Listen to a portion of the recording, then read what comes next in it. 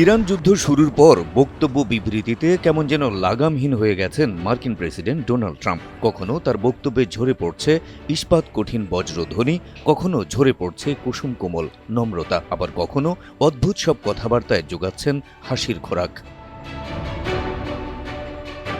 কদিন আগে ট্রাম্প বললেন তাকে নাকি ইরানের সর্বোচ্চ ধর্মীয় নেতা হওয়ার প্রস্তাব করেছেন ইরানের ঊর্ধ্বতন কর্মকর্তারা। জবাবে তিনি নাকি ধন্যবাদ দিয়ে বলেছেন এটি তার প্রয়োজন নেই। কখনো ট্রাম্প বলছেন ইরানের সঙ্গে সুন্দর আলোচনা চলছে, যুদ্ধ বন্ধের দ্বারপ্রান্তে আমেরিকা, আবার মুহূর্তেই বোল পাল্টে বলছেন কোনো ছাড় নয়, ইরানের জন্য অপেক্ষা করছে আরও ভয়ঙ্কর হামলা।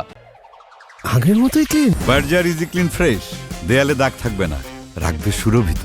এবার আরও এক ধাপ এগিয়ে রোববার ডোনাল্ড ট্রাম্প বললেন ইরান নামে কোনো দেশের অস্তিত্বই রাখবেন না তিনি।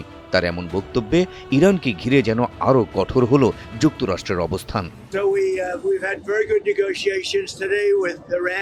এয়ারফোর্স ওয়ানে সাংবাদিকদের সঙ্গে আলাপকালে ট্রাম্প বলেন ইরান এখন বিপর্যস্ত অবস্থায় আছে, তারা পারমাণবিক অস্ত্র ছেড়ে দেবে, তারা আমাদের কাছে সবকিছু তুলে দেবে, তখন তারা আবার একটি ভালো দেশ হতে পারে, কিন্তু যদি তারা না করে তাহলে তাদের কোনো দেশই থাকবে না, একেবারেই থাকবে না। ট্রাম্প বলেন ইরান যদি পারমাণবিক অস্ত্র অর্জনের চেষ্টা না ছাড়ে তাহলে দেশটির অস্তিত্বই থাকবে না এবং এটি টিকেই থাকবে না।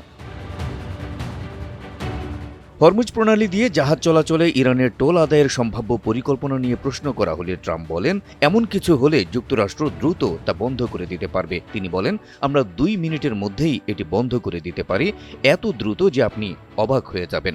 ইরানে স্থলবাহিনী পাঠানোর বিষয়ে প্রশ্ন করা হলে ট্রাম্প বলেন তার হাতে অনেক অপশন রয়েছে এবং যুদ্ধের অগ্রগতি নির্ধারিত সময়ের চেয়ে এগিয়ে রয়েছে।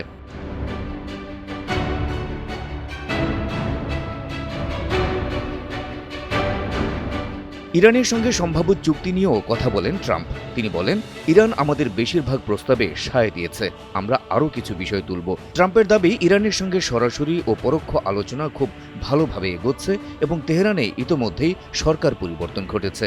এ সময় ইরানের সঙ্গে একটি চুক্তি হতে পারে এবং তা শিগগিরই সম্ভব বলেও মন্তব্য করেন তিনি।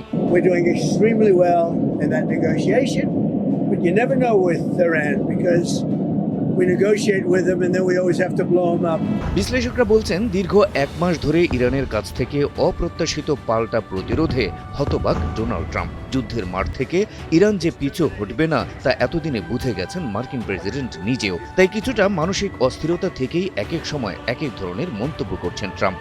যুদ্ধের মাঠে নিজের অসহায়ত্ব ঢাকতে এটি ট্রাম্পের একটি কৌশল বলেও মন্তব্য বিশ্লেষকদের।